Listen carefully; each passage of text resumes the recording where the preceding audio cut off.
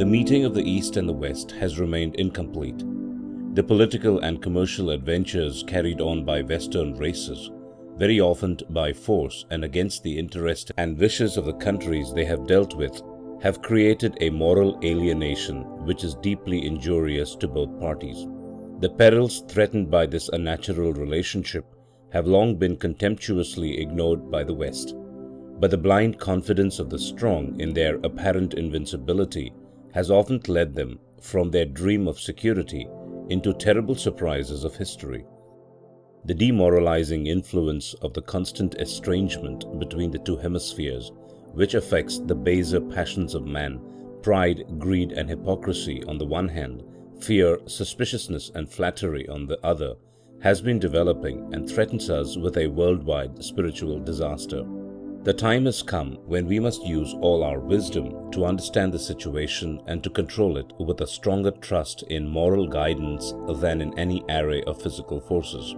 In the beginning of man's history, his first social object was to form a community, to grow into a people. In the present age, geographical barriers have almost lost their reality. Now the problem before us is of one single country, which is this earth.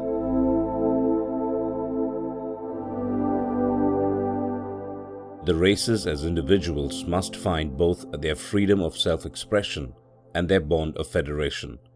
Mankind must realize a unity, wider in range, deeper in sentiment, stronger in power than ever before. Now that the problem is large, we have to solve it on a bigger scale, to realize the God in man by a larger faith and to build the temple of our faith on a sure and worldwide basis.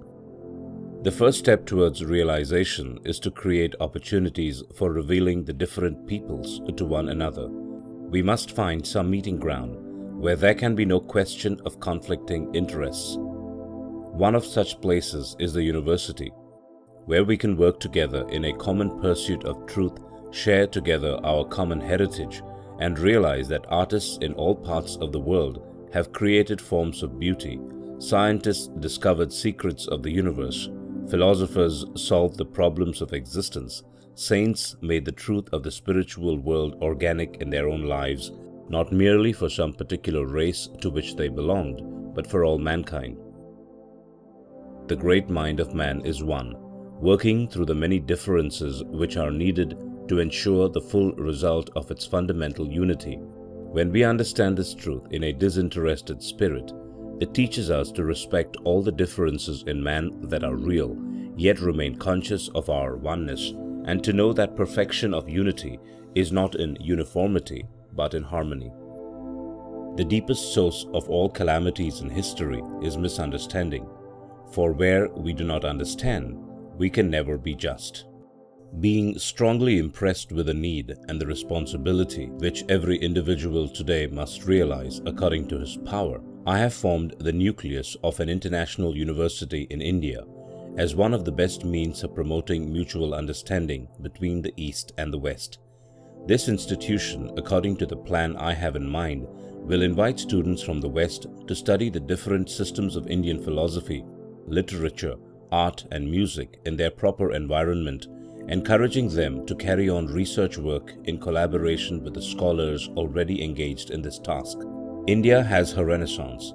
She is preparing to make her contribution to the world of the future. In the past, she produced her great culture, and in the present age, she has an equally important contribution to make to the culture of the new world, which is emerging from the wreckage of the old. Now has come the age of coordination and cooperation. But before Asia is in a position to cooperate with the culture of Europe, she must base her own structure on a synthesis of all the different cultures which she has, and open a new vista of thought to the world. Of one thing I felt certain during my travels in Europe, that a genuine interest has been roused there in the philosophy and the arts of the East, from which the Western mind seeks fresh inspiration of truth and beauty. Once upon a time, we were in possession of such a thing as our own mind in India. It was living.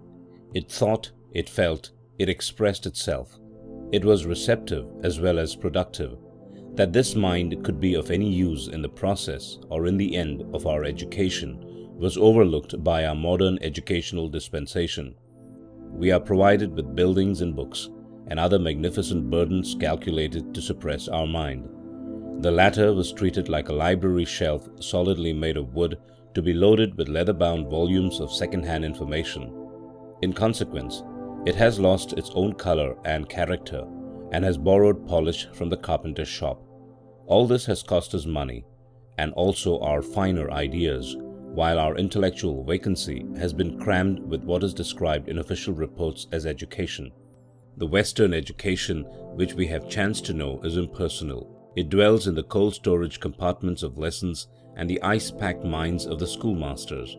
The effect which it had on my mind when, as a boy, I was compelled to go to school. My feeling was very much the same as a tree might have, which was not allowed to live its full life, but was cut down to be made into packing cases.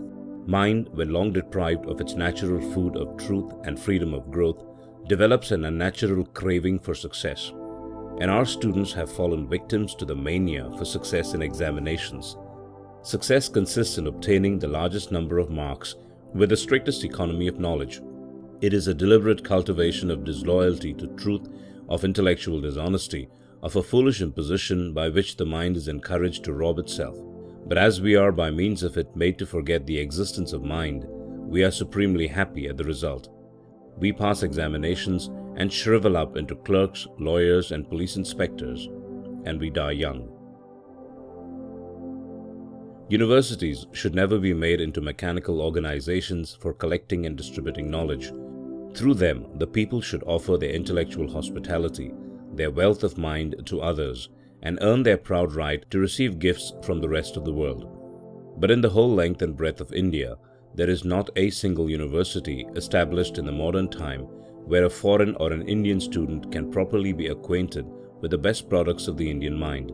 For that, we have to cross the sea and knock at the doors of France and Germany. This it was that led me to found a school in Bengal. In face of many difficulties and discouragements, and in spite of my own vocation as a poet, who finds his true inspiration only when he forgets that he is a schoolmaster. It is my hope that in this school a nucleus has been formed, round which an indigenous university of our own land will find its natural growth, a university which will help India's mind to concentrate and to be fully conscious of itself, free to seek the truth and make this truth its own wherever found, to judge by its own standard, give expression to its own creative genius, and offer its wisdom to the guests who come from other parts of the world.